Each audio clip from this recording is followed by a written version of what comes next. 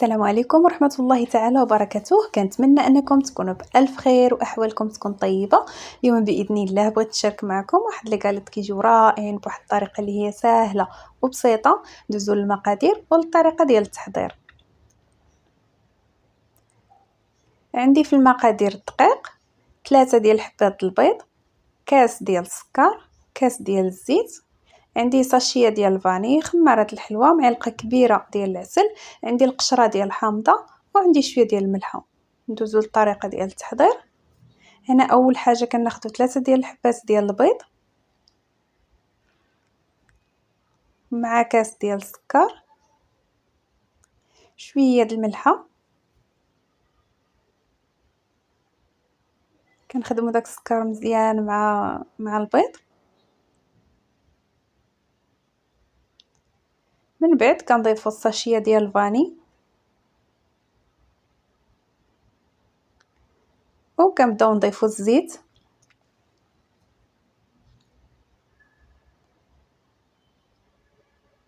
كنضيفوا القشره ديال الحامض مع معلقه كبيره ديال العسل،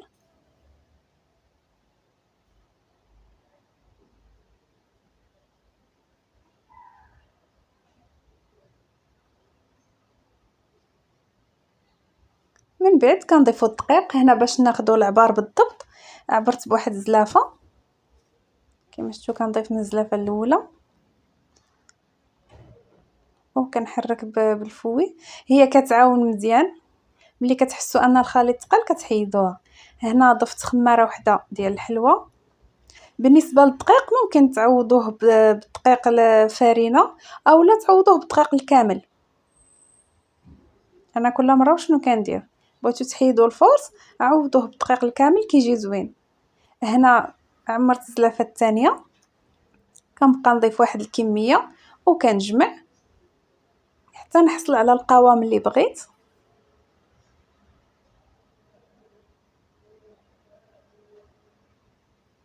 كتبقاو تضيفوا الدقيق تدريجيا. هنا كما شفتوا في المجموع احتاجيت 2 ديال الزليف ديال الدقيق. بالنسبه للدقيق الكامل تكونوا تستعملوا قل من 2 ديال الزليف. كما شفتوا حصلت على القوام اللي بغيت. هنا بالنسبه للتزيين عندي معلقه صغيره ديال القهوه سريعه الذوبان وحبه ديال البيض.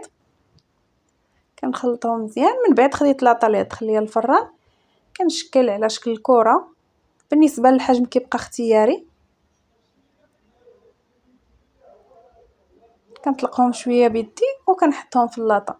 ممكن انكم تشدوا هاد العجينه وتطلقوها على بوطاجي او على ورق الطبخ وتطلقوها بالدلاك وتقطعوها باشكال اللي بغيتو. انا كتجيني هاد الطريقه هي اللي سهله، وكما قلت بالنسبه للحجم كيبقى اختياري. بغيتو صغر من هكا ديروه، بغيتو كبر من هكا كديروه. هاد لي قاليت صراحه رائعين بالنسبه لوليدات المدرسه. هنا خديت معلقه وكنحاول انني نطلق شويه داك الحلوى. من بعد كما كتشوفوا كندير الخليط ديال القهوه مع البيض وكندهنهم مزيان.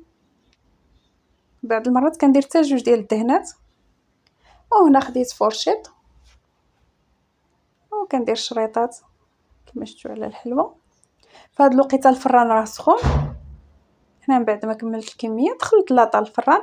وهنا كما كتشوفوا بعد ما خرجت اللاطه كيجيو صراحه رائعين. كما شفتوا الطريقه سهله. كنخليو الحلوى حتى كتبرد مزيان. انا حطيتها هنايا حتى بردات.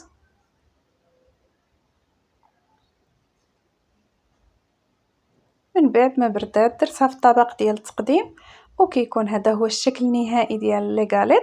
كما كتشوفوا رائعين ساهلين لذاذ بالنسبه للوليدات. كان هذا هو اقتراحي لكم اليوم. كنتمنى انه يعجبكم، كنتمنى انكم تجربوه. شكرا لكم بزاف ونتلاقاو في فيديو جديد ان شاء الله الرحمن الرحيم.